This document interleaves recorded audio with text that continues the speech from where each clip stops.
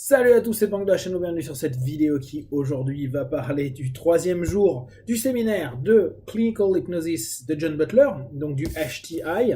Je vous invite vraiment à y aller si vous pouvez. Après, pour votre niveau de compétence, ça va dépendre, je pense, les cours.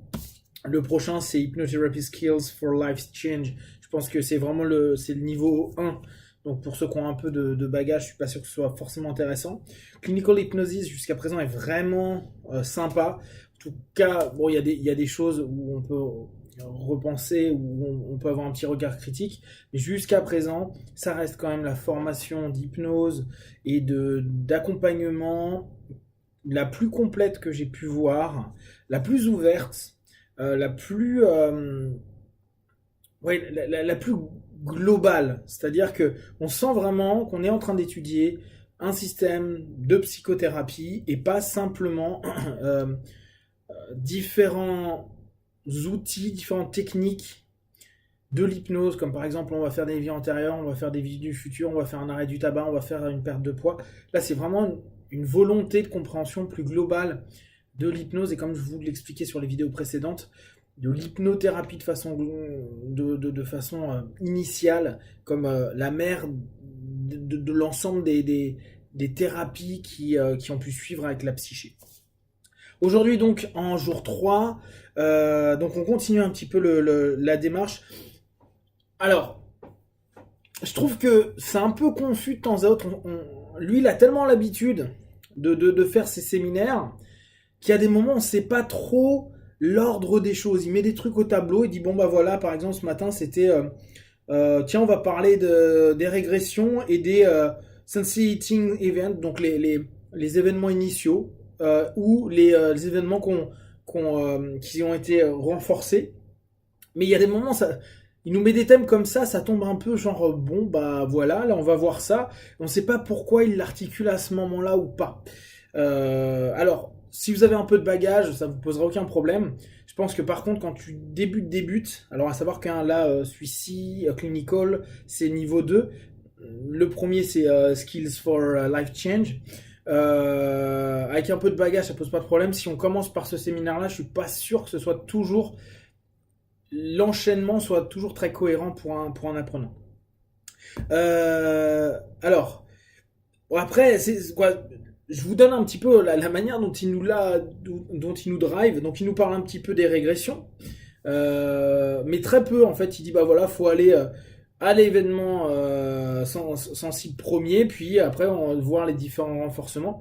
Et encore, il le fait pas du tout comme Calbanian. Ce qui est intéressant, c'est que ce que j'avais aimé chez Calbanian, bah en fait, ça vient complètement de Gilboyne, dans sa façon de bosser, dans sa manière de ramener les gars sur différentes structures hypnotiques.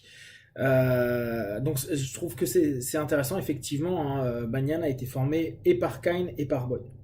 Donc là, on a passé après éléments qui peuvent entraîner des cheminements clés, les scénarios familiaux, les drames, l'adaptation, les compensations. C'est les éléments qu'on doit aller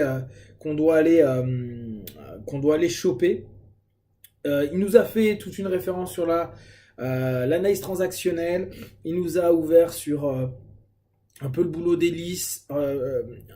De façon générale, comme je vous dis, il ouvre à la culture et il dit bah vous pouvez lire ça c'est intéressant à prendre là-dessus parce qu'on le réutilise. Il insiste bien que la transforming therapy, l'hypnothérapie telle qu'elle est proposée dans la pensée boynienne, elle reprend, et ça j'ai trouvé que c'était très intéressant qu'il nous fasse un petit débrief dessus.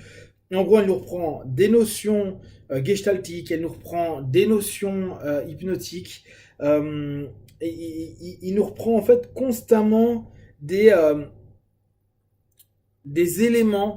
Par exemple, il parlait de la part thérapie, il dit bon, moi je préfère parler de système gestalt, et il dit la part thérapie c'est un élève de Boyne qui l'a créé, et ça a été complètement simplifié sur les idées d'origine qu'il y a pu avoir. Donc ce qui est intéressant à voir, parce que quand on parle de part-thérapie, nous en France on parle de Rossi. Or quand je lui dis mais Rossi, il dit non, mais Rossi lui il a repris de ce qui existait déjà et après il l'a fait à sa sauce en simplifiant encore le boulot qui était déjà simplifié. Donc assez chouette, parce que vraiment il nous dit un truc très vrai que très souvent je vous propose, et c'est un peu ma quête dans mes formations, vous l'observez souvent. Allez voir les gars qui ont fondé les systèmes, allez vers le plus proche de la source, parce que ceux qui sont plus la source, ou pas des descendants directs, le problème c'est qu'ils y ont mis leur grain de sable ou leur grain de sel, je sais plus trop à ce niveau-là.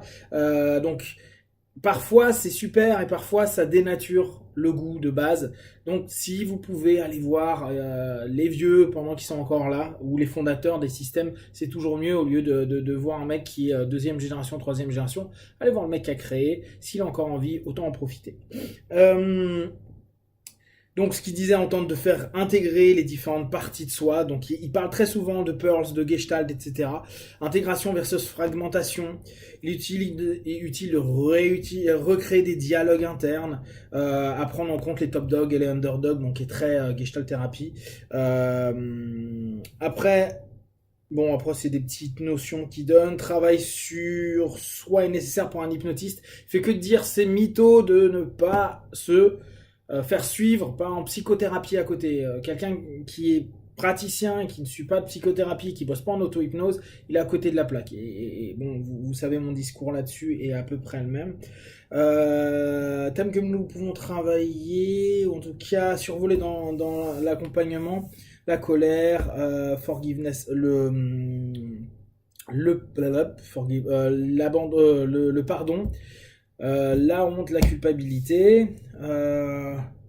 Donc il conseille de travailler sur les besoins satisfaits, sur les business non finis, sur les bagages qu'il y a dans l'esprit, sur le présent, sur le rapport entre le mental et les sensations. Et il disait, Gil Boyne avait bossé aussi pendant une phase sur tout ce qui était énergétique, avec tout le travail de Lowen sur le bioénergétique. Comment mener une thérapie, donc pure transforming therapy, c'est au départ, premier point, l'interview la plus complète possible, donc anamnèse, questiosophie.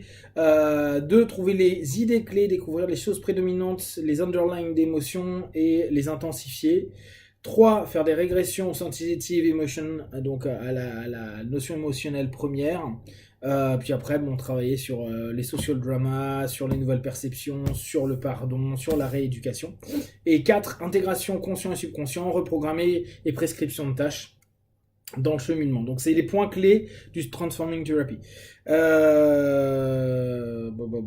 Après, il y a eu une petite session scriptée pour voir un petit peu. Il décodait la session scriptée avec un praticien et une personne qui avait un rôle à jouer. Dans tout ce qui est dans tout ce qui est méthode de découverte, il faut travailler sur la relation thérapeutique, les compléments de phrases, la gestalt, puis après il y a des compléments comme le pendule, l'écriture automatique, etc., etc. Et en fin de journée, en fait, il découpe toujours la même chose. Le matin jusqu'à midi, c'est de la théorie, des schémas qui partagent. Après, il y a une séance scriptée, pas cryptée. Donc il y en a un qui a un rôle et l'autre, il est étudié, il dit tiens, tu pourrais poser telle question, telle question. Après il y a la pause. Après on revient, il y a la pratique, c'est-à-dire que c'est là où on fait, là on a fait aujourd'hui questionnement, questiosophie au départ. Un peu prendre des infos et poser des questions. Il dit, c'est un truc que je partage souvent, c'est on enquête sur le questionnement. Et après, ça s'arrête et il fait pendant presque 2 heures à chaque fois. C'est un peu long, moi je trouve, à suivre. Une séance sur quelqu'un. Et donc, on regarde comment il bosse. Mais sur 2 heures, je trouve ça un peu long et pas toujours très utile dans le cheminement qu'on met en place. C'est bien de le voir au départ, puis après, on voit quand même les points clés, mais il va pas laisser tomber le gars à ce moment-là, ce qui est très compréhensible. Ce qui fait que nous, en tant qu'observateurs, au bout d'un moment, on s'emmerde un petit peu quand même. Voilà, donc si vous avez des questions et des remarques, n'hésitez pas à partager sur Facebook, YouTube, j'y répondrai le plus rapidement possible. Comme d'habitude, de tout ce que je propose, ne prenez que ce qui est moins juste pour vous, testez, observez, analysez et concluez. Et puis, comme d'habitude, tentez vraiment de vous former, de voir d'autres choses, d'apprendre d'autres choses, de vous ouvrir à d'autres systèmes d'accompagnement pour remettre en cause ou confirmer certaines logiques que vous avez et qu'on a tous au quotidien. Voilà, et je vous dis à très bientôt. Allez, ciao!